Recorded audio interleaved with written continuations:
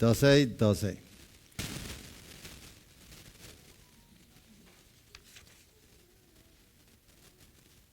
Kom ons raak stil en raak ons bewus van die Here se teenwoordigheid by die geleentheid.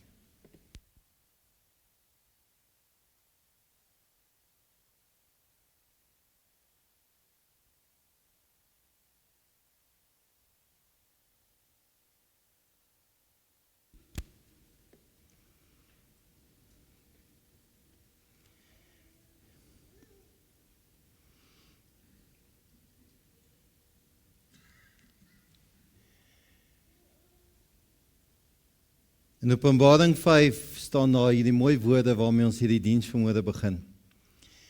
Die lam wat geslag is waardig om die mag en die rykdom, die wysheid en die sterkte, die eer en die heerlikheid en die lof te ontvang. Die hele skepping, alles in die hemel en op aarde, en onder die aarde en op die see, ja alles wat daar is, het ek oor sê, aan hom wat op die troon sit, aan die lam behoort die lof en die eer en die heerlikheid en die krag tot in alle ewigheid. En die 4 lewende wesens het gesê, Amen. En die ouderlinge het gekniel en God aanbid. Amen. Terwyl ons so sit, kom ons sing sal die pragtige lied saam met die video, Hemelvader, ons aanbid U.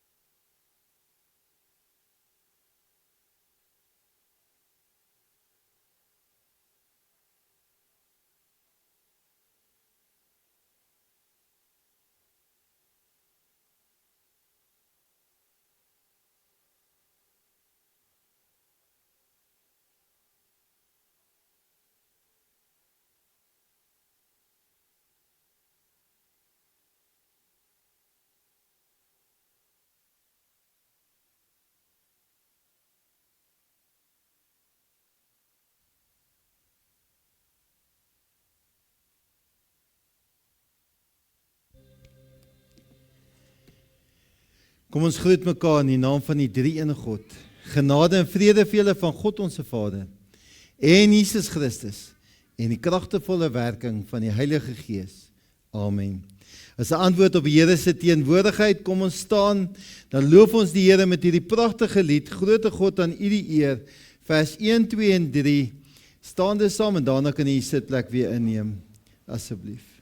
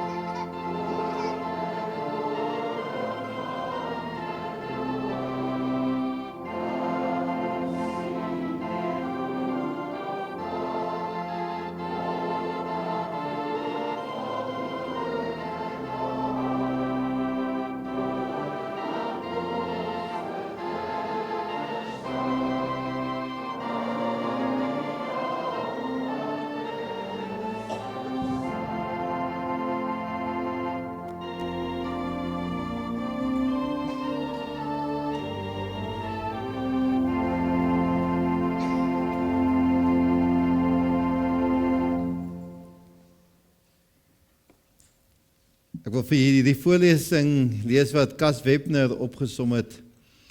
Ek is die Here jou God wat jou na Kanaan, na die land van melk en honing gelei het. Jy moet net vir my as jou God aanbid.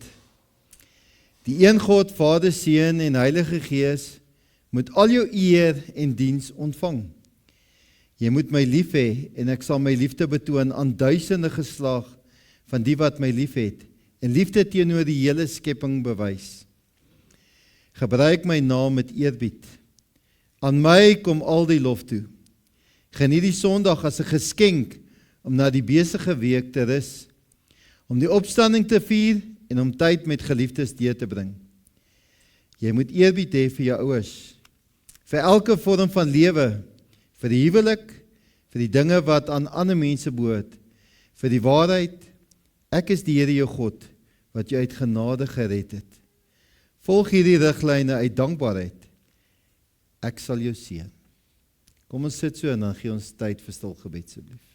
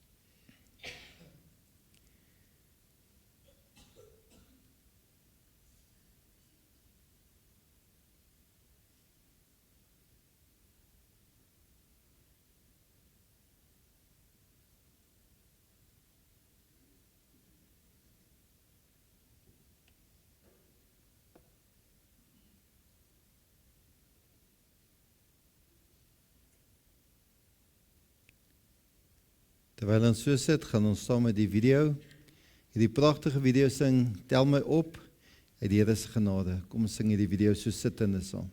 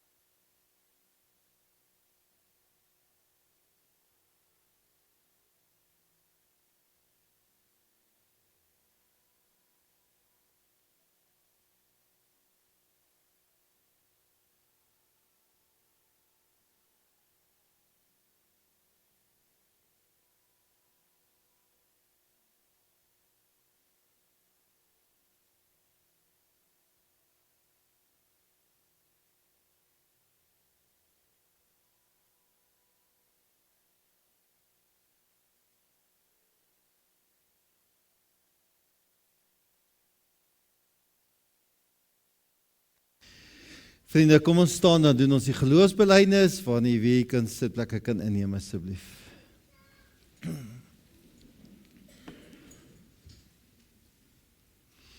Ek glo in God die Vader, die Almagtige, die skepper van die hemel en die aarde, en in Jesus Christus, sy eniggebore Seun, ons Here, wat ontvang is van die Heilige Gees, gebore is uit die maagd Maria, wat gelei het onder Pontius Pilatus, gekruisig is, gesterf het en begrawe is, en ter helle neergedaal het, wat op die 3de dag weer opgestaan het uit die dode, wat opgevaar het na die hemel, en sit aan die regterhand van God, die Almagtige Vader, van waar hy sal kom om te oordeel, die wat nog lewe en die wat reeds gesterf het.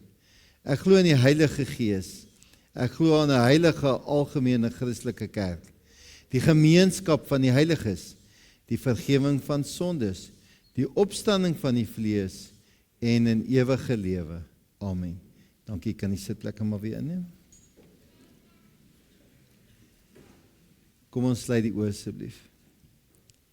Here, as ons so in aanbidding voor U kom neerval, omdat ons weet, Here, U het opgevaar, die troon bestyg, U is die koning van die konings. Ons bely ons geloof van die drie-enige God waarin ons glo, en ons wil nooit weer stil bly nie, omdat ons 'n lewende ontmoeting met U gehad het. Ons weet U is ons saligmaker en verlosser, en U tree vir ons in by die Vader. En U Heilige Gees, wat in ons harte kom werk, en ons herinner van hierdie Vader se liefde, en die Here se genade. En ons kom toerus met gawes en talente. Ons kom toerus om deel van die kerk, as 'n geloofsgemeenskap te funksioneer.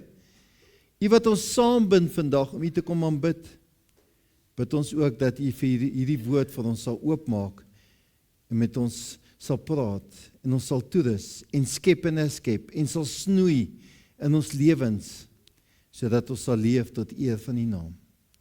Here, U ken elke persoon hier. U ken ons wêreld, U weet waar ons vandaan kom. Here, U weet die vraag wat op ons harte is, die gesindheid waarmee ons vandag voor U kom kniel. En ons bid, Heer, dat U ons sal voorberei vir hierdie ontmoeting met U. Ons bid dit in Jesus naam alleen. Amen. Terwyl ons so sit, kom ons sing die pragtige lied saam met die orgel. Leer my U wil, Heer, vers 1 en 2, so sittende.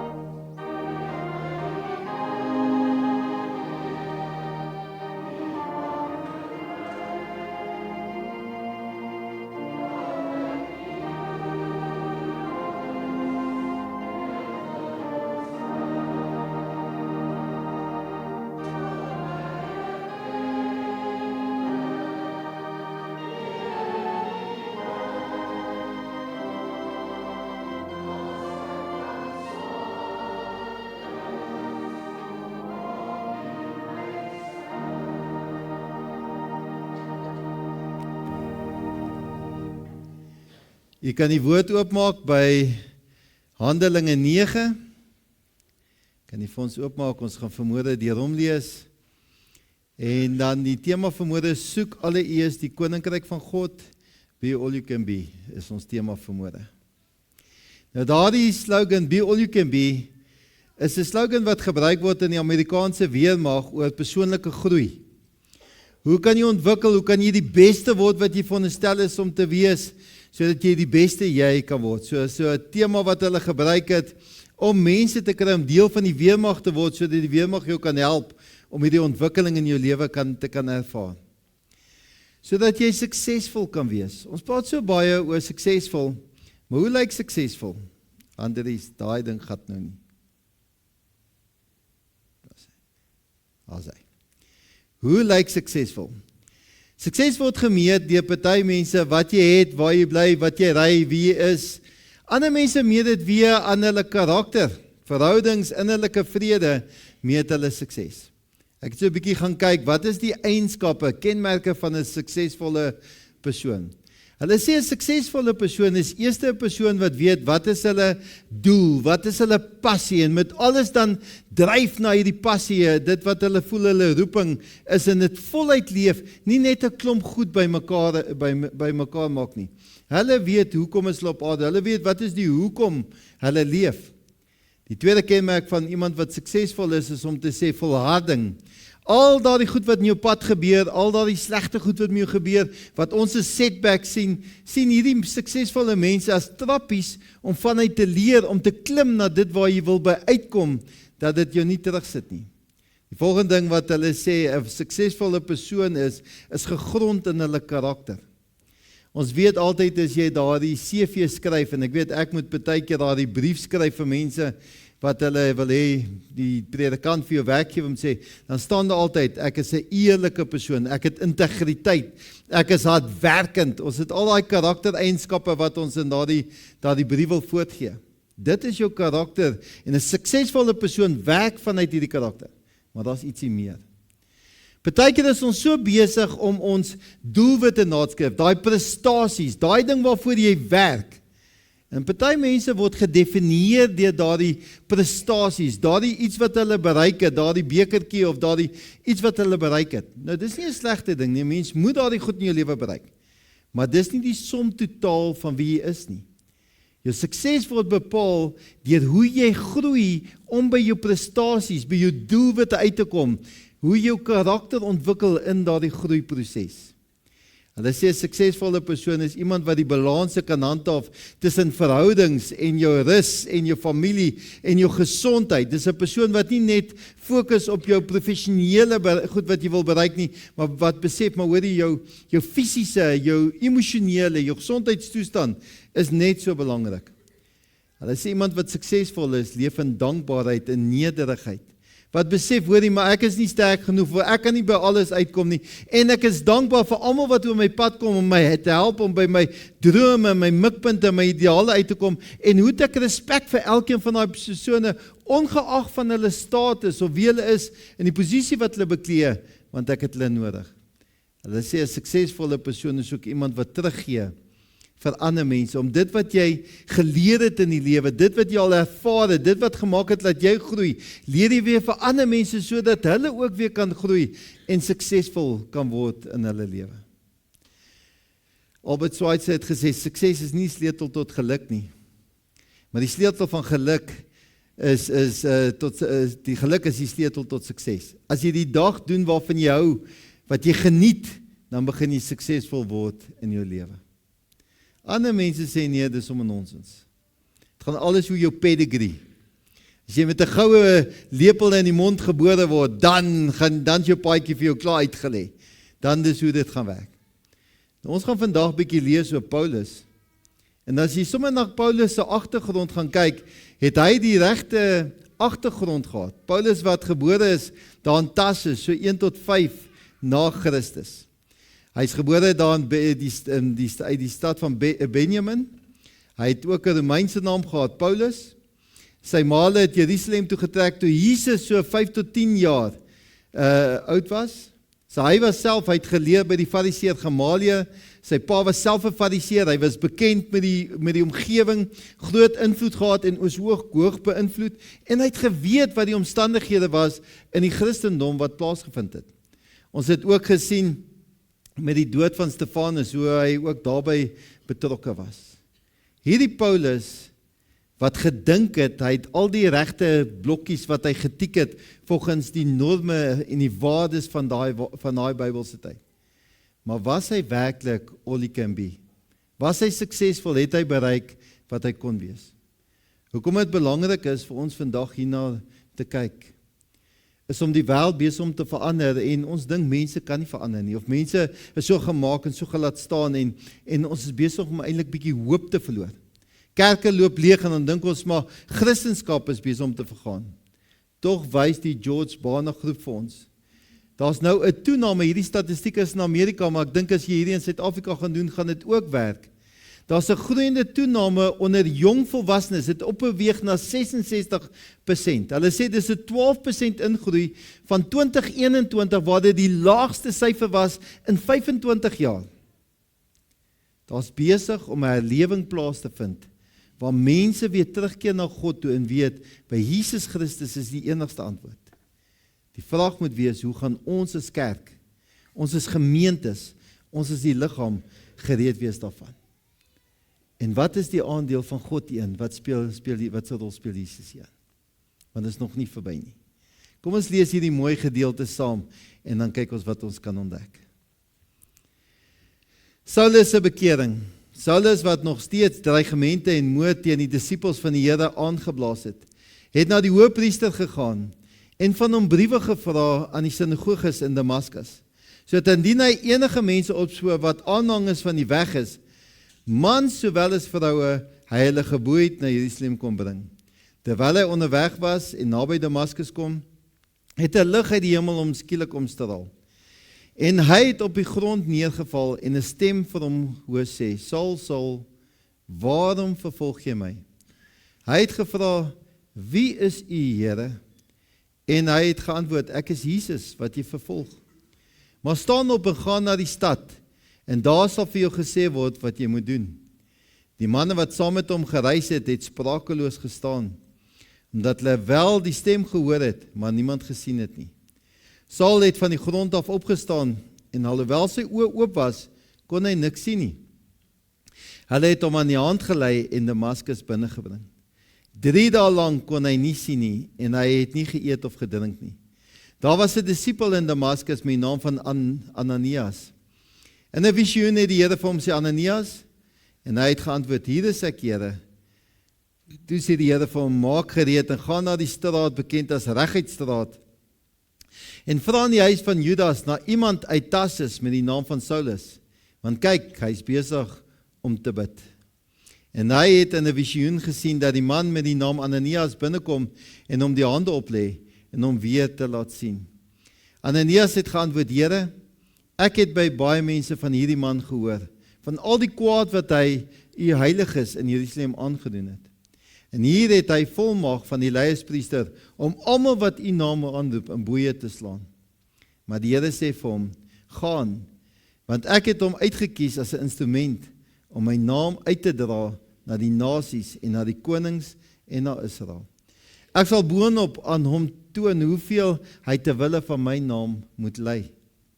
Ananias het toe vertrek en die huis binne gegaan en hom die hande opgelê met die woorde, Saul, broer, die Here het my gestuur. Jesus wat aan jou verskyn het op die pad waarmee jy gekom het, sodat jy weer kan sien met die Heilige Gees vervul kan word. En dadelik het daar iets so skille van sy oë afgeval. Hy kon weer sien en hy het opgestaan en is gedoop. Nadat hy geëet het, het hy sy krag herwin. Net tot sover. Ons het donderdag aand Hemelvaart gevier. En hierdie week begin ons met Pinkster. En Pinkster natuurlik is die uitstorting van die Heilige Gees waar hulle sê die kerk het in Jerusalem begin. Maar hierdie verhaal vertel vir ons hoe die kerk in die wêreld eintlik begin. Daar in Sirië waar daar soveel moeilikheid en ongeruimdheid en geweld is, in daai Sirië ontstaan dan hierdie eerste sending, hierdie eerste ontstaan van die kerk in die wêreld. En dit begin nie met Paulus se sending daar waar hy begin het in die wêreld met sy sendingreis nie. Dit begin in die hart van Saul daar op die pad van Damaskus. Hierdie Paulus wat uiteindelik hierdie groot sendingreise onderneem het en die kerk in die wêreld gaan vestig het in al daardie lande. Want die grootste gedeelte van die Nuwe Testament het deur sy pen ontstaan onder die leiding van die Heilige Gees. Hierdie groot invloed wat daar gebeur het. Die een bron wat ek gelees het, hoor hierdie mooi prentjie, dit het vir my soveel beteken. Ons het Hemelvaart gevier donderdag en probeer jou inding, Jesus en sy disippels staan daar en Jesus vaar op na die hemel toe en ons weet om die troonkamer te bestyg, sy aardse bediening is voltooi, hy gaan hom vir ons 'n plek voor te berei, hy gaan terug na die Vader toe, ons het sê van waar hy sal kom om te oordeel die wat nog lewe en die wat reeds gesterf het en dan dink ons die Here is weg, alhoewel hy sê ek sal met julle wees tot die volëinding van die wêreld. En dan sien ons hierdie gedeelte. Dis asof die Here die hemelse gordyn net so 'n bietjie oopmaak en nog steeds sy werk hier op aarde voortsit. Dit was vir my die mooiste woorde toe ek dit lees. Sulke troostwoorde as 'n mens dink die omstandighede en dit wat jy beleef hier op aarde waardeur jy gaan, om te dink dat die Here nie weg is nie, maar dat hy soos hierdie gordyn wegvat en nog steeds betrokke is. Nou noem hy die voorbeeld van Stefanus wat wat gestenig is en hoe hy opgekyk het en Jesus se glorie aan die regterkant van God gesien het en sê, Here, in u hande gee ek my gees oor en moet asseblief nie hierdie mense straf wat hierdie klippe optel nie. En hier op die pad van Damaskus, hoe die Here waar hierdie Paulus gaan en hierdie Christene vervolg, hoe hy hierdie gordyn wegvat en nog steeds betrokke raak by sy kerk en die vervolging van sy kerk. Hierdie N.T. Wright sê, ons moet verstaan wat hier besig is om te gebeur. Hy sê dis mind-boggling. Hierdie Paulus wat hierdie Fariseë is, wat geglo het, hy smag na die glorie van God, hy jaag hierdie glorie van God na, hy doen alles tot eer van God, hy word gedryf in sy hart, om dit wat hy doen, hy glo hy hoor die roepstem van God, en hy doen dit wat God van hom vra, hy gaan hierdie Christene vervolg, daar op die pad van Damaskus. Hy is op pad Damaskus toe. Hulle sê terloops, soms so, hulle sê al soveel Christene daar ontstaan, en veral toe Stefanus gestenig is, het hierdie mense begin vlug. Ek dink die statistiek sê so 66 na Christus, was daar tussen 10 en 20.000 mense wat daar gesterf het, in 'n oorlog wat daar plaasgevind het, daar in die omgewing van Damaskus. So die Christene ewe skielik ontstaan, maar Paulus is op pad na hy toe, gedryf deur hierdie begeerte om God te gaan eer, want hy hoor God se roepstem.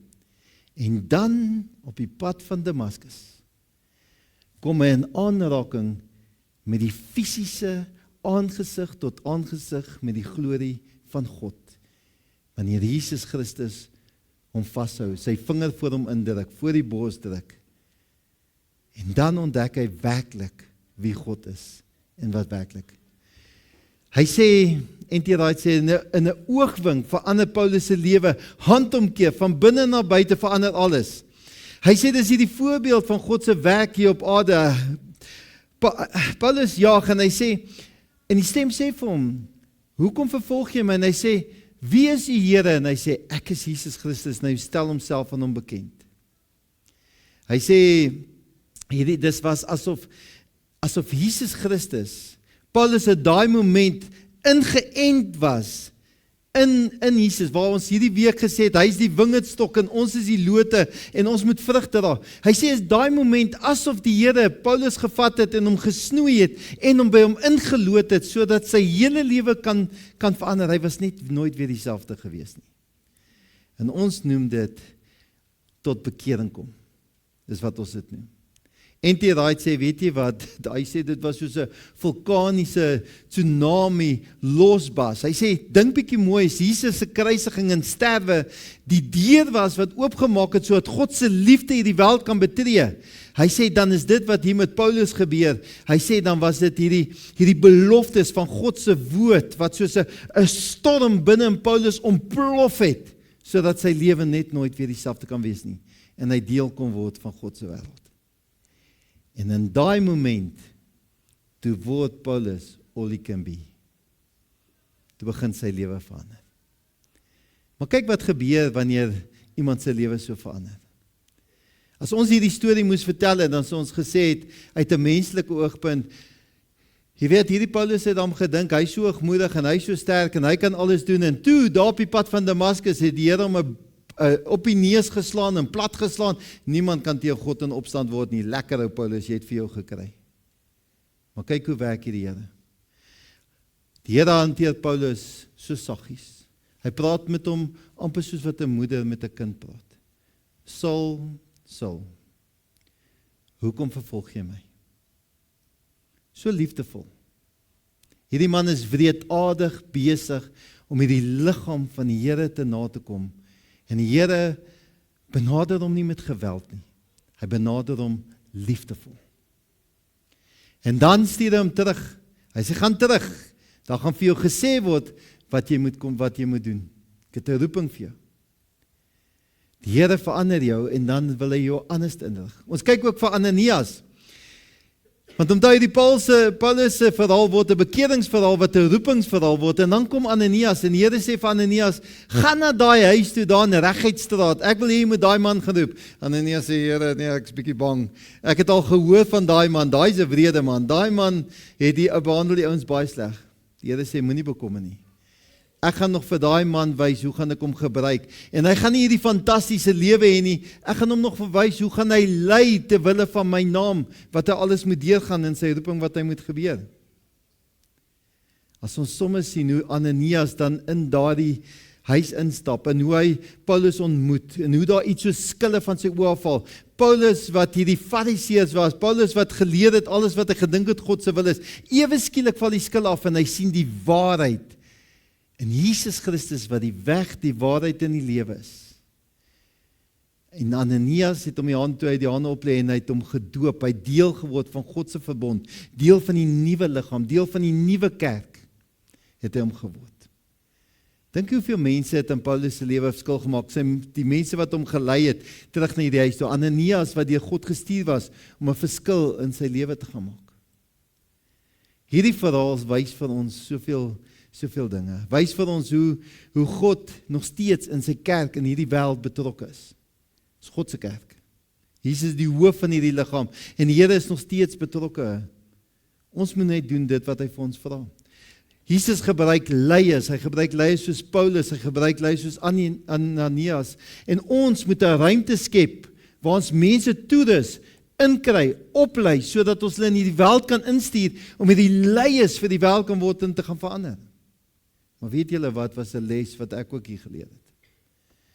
Ons moet versigtig wees dat ons nie soos Paulus word. Wat dink ons doen die wil van God, maar eintlik is ons besig om ons wil na te jag. Partykeer moet ons regtig net stil word en besef, wat is God, hoe wil God hê dit moet gebeur? Want ons kan met verkeerde intensies partykeer die koninkryk ook seermaak. Daarom was vir my die mooi, hoe word 'n mens suksesvol? Al daardie ander goedes wat ons genoem het ook.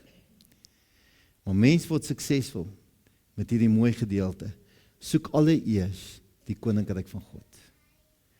As die Here Jesus Christus jou lewe betree in genade soos hy Paulus ingetree het en jy word ingeënt in hom en jy leef in hom en deur hom. Dis wanneer jy totaal begin word wie jy veronderstel is om te wees. Henry Nouwen sê, gaan kyk in hierdie verhaal wat hier gebeur. Hier is hierdie mense vyandig, hulle vervolg, selfs Ananias wou nie eens na Paulus toe gaan nie, hy wil dit 'n mis gee. Maar wanneer die Here in sy genade jou wel beteken van vyandig tot gasvry. Jy stoot nie meer mense weg nie, jy jaag nie meer mense weg nie. Ons kry 'n hart om mense te ontvang en te kom deel maak van hierdie wêreld. Be all you can be kan alleenlik gebeur as jy werklik daai vrede, geluk en sukses in jou lewe wil ervaar, deur Jesus Christus te ken en te ontmoet in jou lewe. Hierdie week is Pinkster en dit is die rol van die Heilige Gees om ons daarmee te help. En mag elkeen van ons hierdie week 'n geseënde Pinkster ervaar. Amen. Kom ons sluit die oë. Here, ons elkeen het ons eie idee van wat sukses is. Maar wanneer ons illusie of ons idee of van sukses verander word met 'n koninkryksvisie, sê maar ek leef vanuit dit wat U vir my kom gee. En ek leef tot eer en verheerliking van U. Here, en ons het een begeerte om U te ken. Dis wanneer ons begin daai vreugde en geluk, maak nie saak wat die omstandighede van ons lewe is nie. Maar Here, dis wanneer U ons gebruik, ons stuur, wat U vir Paulus gedoen het, soos wat U Ananias gedoen het. Dis wanneer ons gebruik as apostels, gestuurdes in hierdie wêreld, om die koninkryk tuis te bring by ander mense. Dis wanneer ons ook dit wat ons mee leer en toegerus word, vrylik vir ander mense uitdeel. Dis wanneer ons besef, ons is dankbaar en respek vir ander mense wat oor ons paai kom, want ons alleen kan hier nie oorleef in hierdie wêreld nie. Ons het mekaar nodig. Ons het die liggaam van Christus nodig. Help vir ons om anders te dink oor wie ons is, wat dryf ons en hoekom ons dit doen. Mag U die middelpunt van ons bestaan word. En mag hierdie week van Pinkster, wanneer ons elke oggend die dagstukkies hanteer, opnuut bewus word van U Heilige Gees, wat van ons wys, wat die liefde en die genade, en hoe dit in ons lewe funksioneer. Ons bid dit in Jesus naam alleen. Amen. Daar's nou geleentheid om die Here te dien met die offergawes.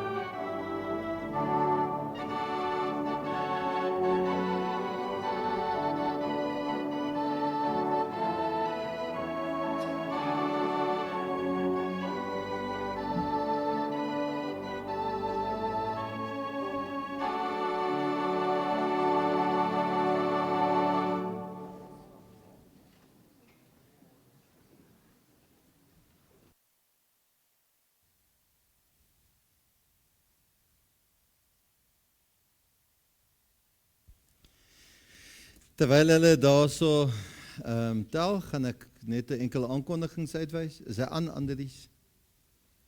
Die klank aan. OK. Ons wil dan welkom sê vanmôre vir al die nuwe intrekkers en die besoekers. Kan ook aanmeld by die kerkkantoor asseblief. Die deurkollekte gaan vir Bybelverspreiding vanmôre. En dan sal jy sien ook Sterkrivier se bazaar is dan volgende Saterdag. Asseblief kom ondersteun ons dan ook by daai bazaar. Dit is 'n besonderse geleentheid elke jaar. En dan deel van die fondsinsameling by Sterkrivier se bazaar het ons dan hierdie jaar 'n aanlyn veiling wat ons vir die eerste keer gaan probeer. So dis eerskomende donderdag aand omtrent so Anita het ek sê 6:30. Anita is nou nie daar nie. 6:30. As ek reg is, ek sal net die boodskap weer uitstuur. Ons het so 'n naweek by die midweek by die eiland en ons het 'n naweek by Wildsplaas hier buite en ons het 'n midweek by Diastrand in Mosselbaai daar op die hoofstrand en ons het 'n Blauwildebees karkas. So asseblief as jy vir ons dan kan ondersteun met hierdie aanlyn veiling, gaan op die link, koppel daarop en ondersteun ons asseblief. My Bybelstudie mense het my Woensdag so 'n bietjie geboelie oor die Pinkster. So, omdat ons nie meer na COVID het ons nie meer Pinkster die week gehad nie, so ek het toe hierdie week gaan ons Pinkster in die oggende doen, ek gaan die Synode se Pinksterreeks gebruik, maar ek gaan die kinderpinksterreeks gebruik, laat ons dit ook vir ons kinders kan gebruik. Die bladsytjie gaan ek elke oggend uitstuur, ek gaan die teksgedeelte dan bietjie dieper doen die oggend, daar's mooi links op die bladsytjie ook, daar's mooi klere wat jy meer emosioneel met ons jong mense in die gesinne kan gesels, so die Pinksterreek is dan die kinderpinkster wat ek elke oggend gaan uitstuur. Dan die downtime vanaand asseblief ouers. Ons maak hom vroeër vanaand, want is eksamen, 6:30 tot 6:30, maar asseblief kom al julle kinders 6:30, want dit laat hulle mooi kan leer. Ons gaan vanaand sommer net met 'n gitaar om die vuur bietjie sit en 'n paar liedjies sing, bietjie saam bid, en hulle gaan roosterkoeke en stroop daar op die vuur eet. So vanaand 6:30 tot 6:30, kom al asseblief 6:30. Maak ook nog die knoop in jou oor vir François en Elizabeth. Ek dink die vertoning se naam is, wil jy dans Karina? Ek ruil altyd Clarina of Karina, maar ek dink is Karina. Dan is daar biltong te koop hier in die kuier area na die tyd. Die Love Me Mokopane is die 28ste Junie, soos jou ontmoeting met die Here doen is. 28ste Junie die oggend gaan ons van Haai verwoed tot by Jegestrydom, bietjie die kante skoonmaak, papiere optel, bietjie verf, en hulle gaan ook bietjie die waardes op die lamppaal sit, soos liefde, vreugde, daardie goed is, so asseblief kom help bietjie daai oggend, dan daar betrokke raak. Dan het ons hier in die kuier area hierso 'n boks met gebed. Ons wil saam gebedsgenote reise aanpak, so asseblief, vat verantwoordelikheid vir iemand anders, skryf jou naam op 'n papiertjie, gooi hom in die boks en vat iemand anders se naam. Met daai papiertjie kan jy nou vir die persoon, die hele idee is om kontak te maak, so nou dan koffie te gaan drink, met WhatsApp te vra, hoe gaan dit? Dis nie 'n braai kuier geleentheid nie, en dis ook nie 'n geleentheid om mekaar hierdie mooi boodskapies te stuur nie. Dis 'n geleentheid waar ons vir mekaar erns maak met gebed, die gebedsaksies te voer wat in ons gemeente aan die gang is, wat ook in die afkondiging nou weer is, en dan ook saam vir mekaar se persoonlike lede bietjie te kom inbid. Julle sal die boks dan hier agter sien. En dan volgende Sondag is die nagmaal geleentheid 8 Junie. Jy en jou gesin word dan ook hartlik uitgenooi na die nagmaal toe 8 Junie. Nou vanmôre wil ek dan ook van hierdie geleentheid gebruik maak, Koba en Karin, as hulle net na vore sal kom. Ons het 'n sentrum, soos julle weet, kom ek nie meer by al my werk uit nie. Die kerkraad het toe destyds gesê, die pastorale gedeelte gaan ons outsource, uitkontrakteer, na hardloop, julle kan my voorkom staan. Ek sit julle op die spot leg. Ons gaan dit uitkontrakteer.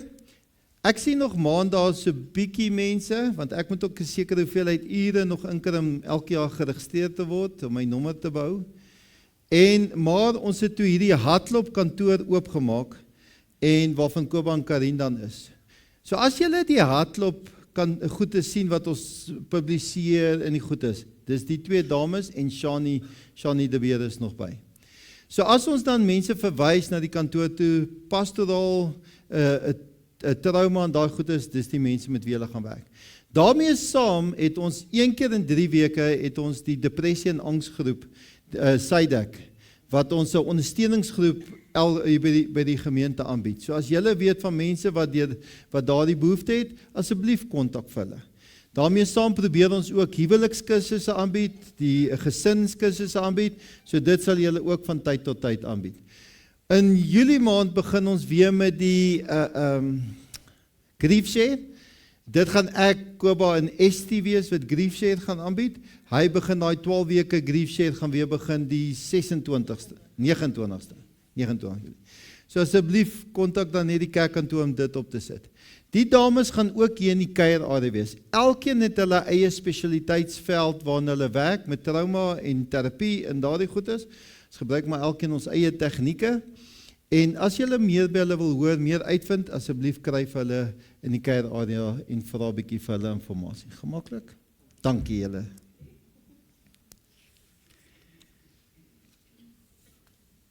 Net gekyk, ek dink ek het alles hanteer. Die een ding wat ek nie hanteer nie, ons golfdag, golfdag, dit is die 10de Junie gaan ons vergader, die 10de Junie, soos jy nog wil betrokke raak, Deel van die reëlings, asseblief kom gee vir my jou naam. Ons het 'n vergadering die 10de Junie. Kom ons staan en sing ons hierdie pragtige lied. Tel jou seëninge elke dag. Net soos wat Paulus daar op die pad van Damaskus geseën was met God se teenwoordigheid. So word ons elke dag geseën met God se goedheid.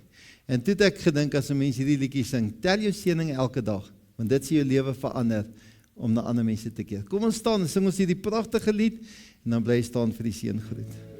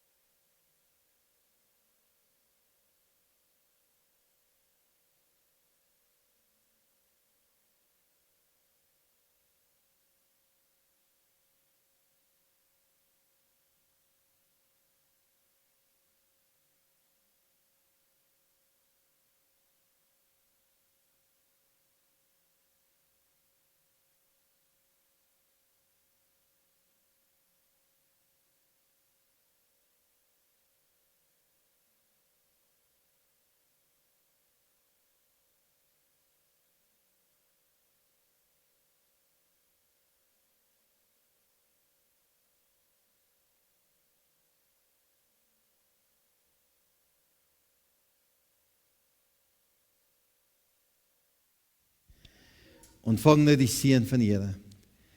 Mag die liefde van ons almagtige God, die genade van ons Here Jesus Christus en die teenwoordigheid van die Heilige Gees met julle wees van nou af tot in alle ewigheid. Amen.